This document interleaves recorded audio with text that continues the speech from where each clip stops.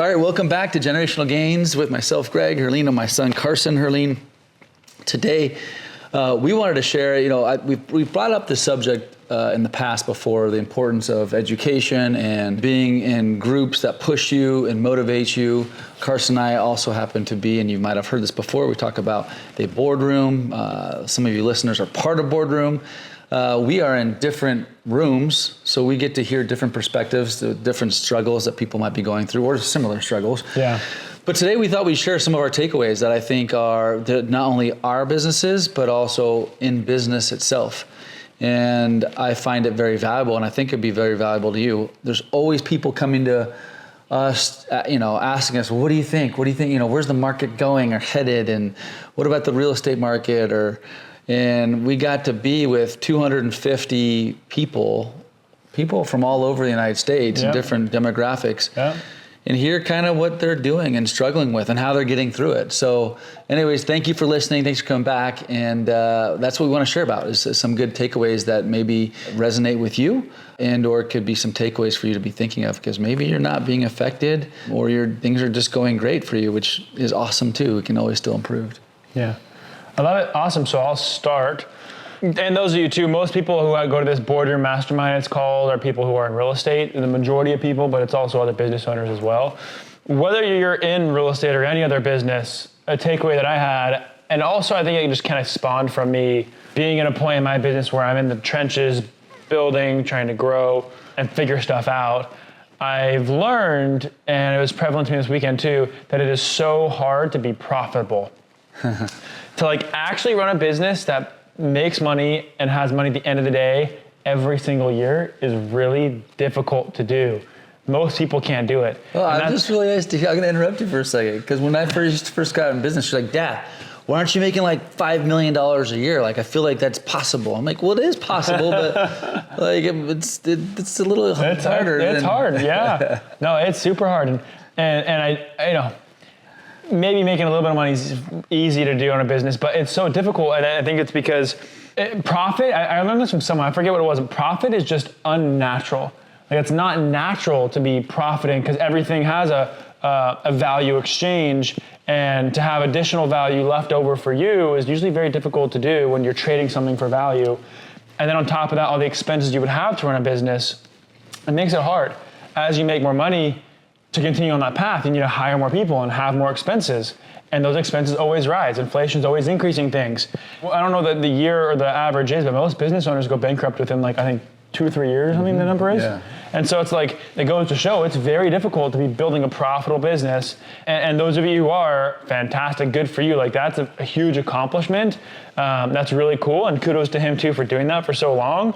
But I just learned, and I've been thinking about how difficult it is. And so even if you start getting some traction, just realize you're grateful for it, you're excited for what's next, but be on your toes. And I think for me too, not just be on my toes, but prepare for the most conservative situation.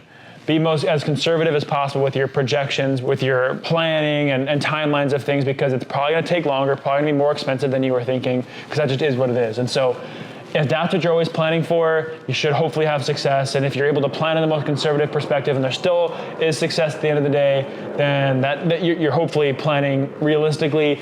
But it just made me think how difficult it is and how hard it is for people to do this. And however, it does put it into perspective. Those of you who do work every single day harder than everyone else will get that success, because most people won't be hardworking enough or diligent enough to get through the hard points to get past the part where you're struggling and you start making money. And so I feel too, if the majority of people are mediocre or average, and you can just work harder and longer and more consistently than everyone else, you will receive that profit because you're putting the work in to get that. Mm-hmm. That makes sense? Yeah, well, I like when we spoke about this when we were flying home. Like you said, you were so surprised. You're like, Dad, I didn't realize how hard it is to be profitable in business, and also how many successful people there are that aren't profitable. Aren't making a lot of money. And so, yeah. And that's the interesting thing too, especially if you're in the business of buying and selling something for a profit. When I say buying and selling something, like a piece of real estate, you could, if that's what you do and you sell nothing for 3 or 4 months or a year, because you're doing a big development or something, you could lose money for a year or two. Yeah. And so you've got to weather those storms. And so it was interesting sometimes I think I take it for granted because I feel like I've lived through so many ups and downs and market changes that I absolutely take it for granted and forgot, like what you just said, like, oh yeah, you know what? Most people probably are, especially right now, struggling or breaking even. And that is a pretty big norm that's happening. Yeah. So. I know you said in your room that you got some takeaways as well. What was the biggest thing for you? Well, I thought there's a couple things. I thought one share was a reflection that no one said it. The thing that a lot of people did share is that they're struggling and scaling and growing their business. They're kind of coming up with new ways of making more money or paying their bills or borrowing money. But people are struggling in general. Business owners, like successful people that have value and equity in deals, but they're struggling on the everyday income to pay their expenses. And there was a reflection point for me because there was one morning where someone said that there was 40 or 50 individuals that got up at 7 a.m. before the event started and had a prayer circle. And even though this might be a little different than what I might share, I just think that's really interesting that I've been to 30 or 40 boardrooms and no one's ever talked about a prayer circle. Yeah. Doesn't mean it didn't happen before, but I don't think it's ever happened at this level before. So what does that mean?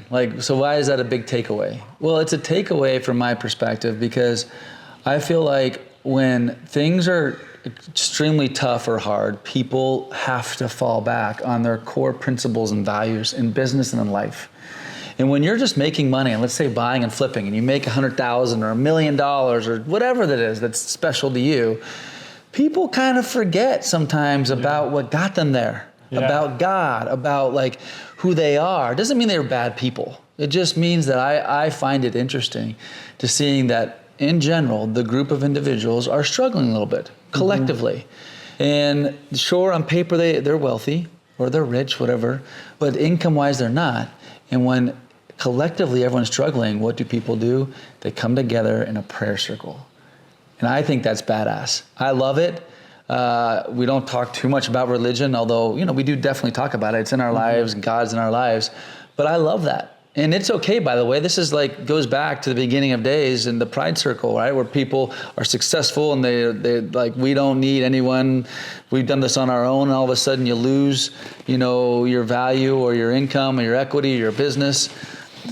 And then they're like, oh man, I'm humbled. I gotta, I'm gonna pray to God. I'm gonna build my relationship up with God. And so that was a big takeaway. And I don't want to take that lightly because I love that people are turning to some principles that I think, like God in their lives, that I think are fundamental. It's what gets people through the hard times and gives you hope. And it gives you a fight and a good energy to get up in the morning and kind of, fight for what you're after. And so that was a big takeaway for me, believe it or not. And I know it's something we could talk about every day or every month or every boardroom, but to see, I don't know what the number was, over 40 people, maybe 60 people, adults come together and pray earnestly for each other. It was badass. And the reason that was a takeaway for you, just so you listeners understand, was because he hasn't seen that before in those rooms, and it sounds like you think that happened was because people are struggling collectively, as just like a majority of people running businesses are struggling, and so they're turning to God, which is cool because that's awesome that they're doing so. But on the other side of things, it's just interesting and it stuck out to you because you're like, oh, people are struggling.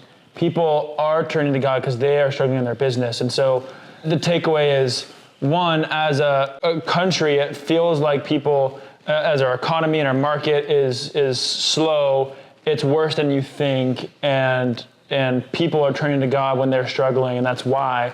So I guess just the bigger picture of that is like, the economy is much worse also than I think the media leads on.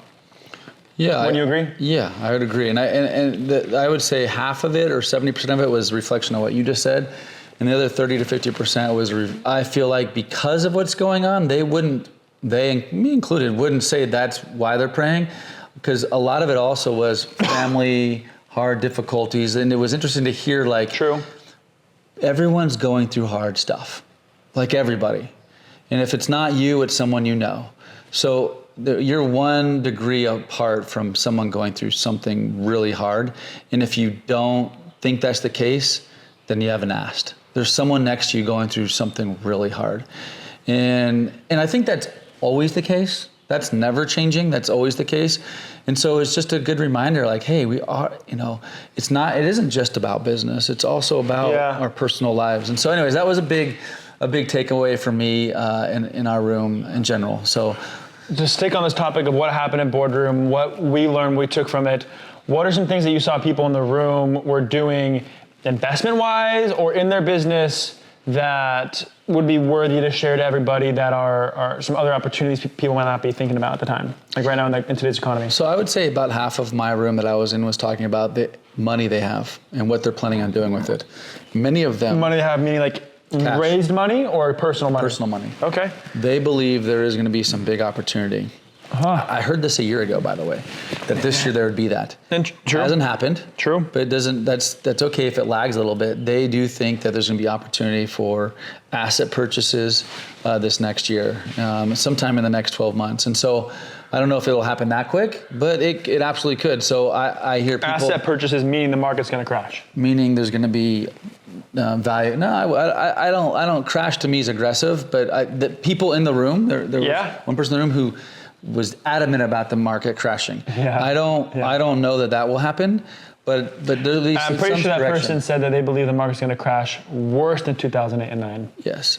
So it's crazy. So maybe I'm not planning on that, but I think my takeaway from that is, if you have the ability to save for opportunity and or for protection and growth later, you should do so.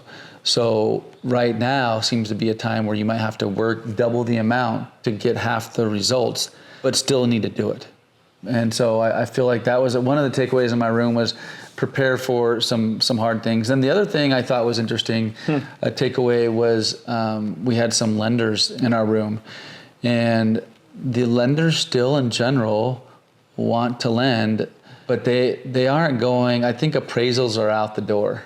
I think appraisals are just a piece of paper and a document, and people are not as interested in appraisals. Really? They're always going to ask for it, and they're going to put it in the file.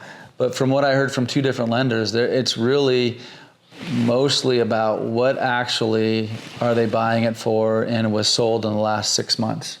Not in the last 12 months, or last 24, and then they'll take whatever that number is and maybe even take 10% off of it. Really? And so they're going to be tighter in their underwriting. They're going to lend less. And so I thought that was interesting, which is also why when people lend less and or aren't eager to lend, markets are slower. When markets are slower, the values are a little less. And so I thought that was interesting. But they're still lending. Let's be clear. They're absolutely lending. They're just more conservative in their lending practices. So I thought that was a good takeaway as well. That's interesting. For me, one thing to add to this too that I've been talking to a lot of people about, and I don't know when this podcast will air, but I'm sure it'll be very prevalent then too, is AI. Oh yeah, that was a big one. I mean, I feel like 2 years ago at Boardroom, people would bring up like, oh, I got this new ChatGPT thing's really cool. I can ask it questions and it knows the answer. Or I got a VA, it's life-changing. Yeah, that VA, that was the thing 2 years ago. Then last year, people would at these events would be like, oh, AI is so advanced now. It can replace your VA. It can replace your VA. It can respond to Instagram DMs for you. It can post content for you, make videos. Now, you can have AI be like a full-on person doing anything for you. I heard someone said that they bought their own AI employee a computer that it runs and works on all day long, and it gave its AI employee an email, a credit card, and permissions to do what it wants to do, to do certain things. And so if the employee, the AI employee, if it needs to do its job and it needs to purchase something, it can use their credit card on its own and purchase it on the computer by itself, just automatically, if it's under a certain dollar limit. Or if he said that he will email his AI, hey, book these flights for me. It'll just buy them for him with the credit card he gave the AI and does it all for him. And the AI is basically free, just pays for, I think, the subscriptions to those sites. How cool is that? Look, guys. And it's only going to get crazier. AI was a hot topic. And Chat GPT was the hot topic, and now it's like this whole new.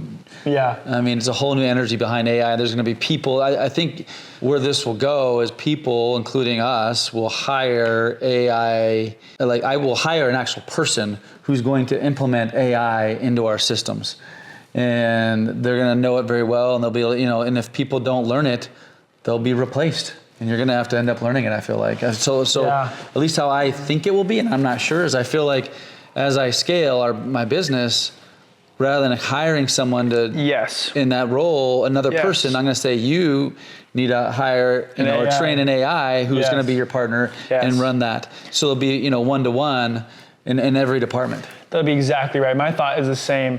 I think you'll need half the staff and get double the results. But all the staff members now no longer do the actual work. They just manage their AI employee that does the work, and they monitor things and make sure it works. Like, you're now just a manager of your own employee doing the same position. It's crazy. That's where everyone's going to go. It's crazy. And so that's super, super interesting. And it's only going to get crazier, which I can't even comprehend yet. Yeah. But huge takeaway. So AI, for those of you who are employees, if you are worried about AI taking your job, you should be. However, to hedge yourself against that, I would start learning it, and then be able to present that as a value proposition to your company. Like, I want to have an AI person under me that I can train and build, and I can run a team of AI people. Like, that would be super useful. You keep the same job, same positions, but now you're optimizing your work too. Now you're working less, you're doing less administrational file moving things, and you're running a team. Like, those skills will be detrimental, or not detrimental, the opposite, huge for you within your career path. So I'm learning AI, and I'm having my team learn AI. It's going to be really cool moving forward. So exponential. Exponential, yes. I would say I thought we were in the cutting edge when we hire now, and a question we ask is, do you use ChatGPT? Do you know how to use it? And then we ask them how they use it. But that's going to be like elementary, But we do ask that question. Mm-hmm. And if people say they've never used it, it's like, that's like saying right now you don't have an email address. Yeah, it's like why? It's a cheat code for certain things. Now we will then ask them as well in interview questions like, how, what do you do when this certain projects come to you, and how do you use it, and how do you, what do you do to make sure it was accurate? What are the backup to it? And so you can't just believe everything it puts out and says too. There's checks and balances. So it's pretty cool. It's all around us. Yeah. But we wanted to talk today about some takeaways we had around the market, the economy, what we're hearing from other business owners, some cool things that are going on in today's world. And so those are some insights we had from this last weekend. Every quarter we go to these events, and so every quarter we try and present, make a podcast talking about what we learn and takeaways from the economy and the market every time we go. And so thanks for sticking on and listening to us this time. We always end our podcasts with something we do with our family called Sweet, Sour, and Service, where we go through a sweet, sour, and service of our week or day. And so those of you who've seen us do this before, hope you're implementing it with your family too. It's a great way to have conversation. But we'll wrap up here today with one thing that we did, and let's do service. I'm going to go with I'm going to convert my service into a suite or both of them. Yeah. Which is, at our last mastermind boardroom, there was a young entrepreneurs apprentice group, which had like 40 kids between the age of 13 and 18. Actually, we should take 5 minutes and talk about that real quick before we wrap up, because this is actually really cool. I didn't think you were going to bring this up. We should talk about this. So before we wrap up, guys, sorry, a little bonus section. This is actually really cool. This is my suite. This is his suite. He can take it. This will be my service in suite 2. And so we'll wrap it up with this, but we'll share some thoughts on this. Continue. Let's talk about it. Well, just my suite was, I had heard there's 40 apprentices or young up-and-comers that had their own 2-day mastermind at the same event we were at. It was basically the children of those that were attending the mastermind. And 13 to 18. Yeah, and so I was talking to one of the 18-year-olds, and he was like, this is great, but it's kind of hard because everyone here is like double or triple my age. And so it's like, and I was like, actually, do you know my son's here? He's 23 years old. He's like, no, really? I'm like, well, yeah, he's in a room. He's like, oh, it'd be so nice to hear from someone like him. or I'd like to just meet him. That's actually what he said. And so then I went and I worked it out, and I was like, dude, Carson should go and speak to these 40 kids. Yeah. And so that's what he did. He went in and spoke to these 40 kids. They recorded it. It was awesome. And just, a little bit of background, and just talked about maybe more of like core values and things that were important to you that made, and how you first got into what you did, a funny story. And then also they asked him some questions. And it was, for me, the sweet was, I was proud of seeing it. I'll say this. I thought, at first I was like, oh yeah, I'm going to get up and introduce Carson. I walk in the room, the guy's like, Carson, come up here. Like, we don't need dad to be introducing you. I just want the 23-year-old up here. So, but I was just really proud of his share, and also his willingness to be open with these young kids who look up to him, or will look up to him. And so that was, for me, a big sweep. So. It was pretty cool. I mean, these kids were very smart. They asked some good questions. Way better 13 to 18-year-old kids asking great questions. Like, I wish...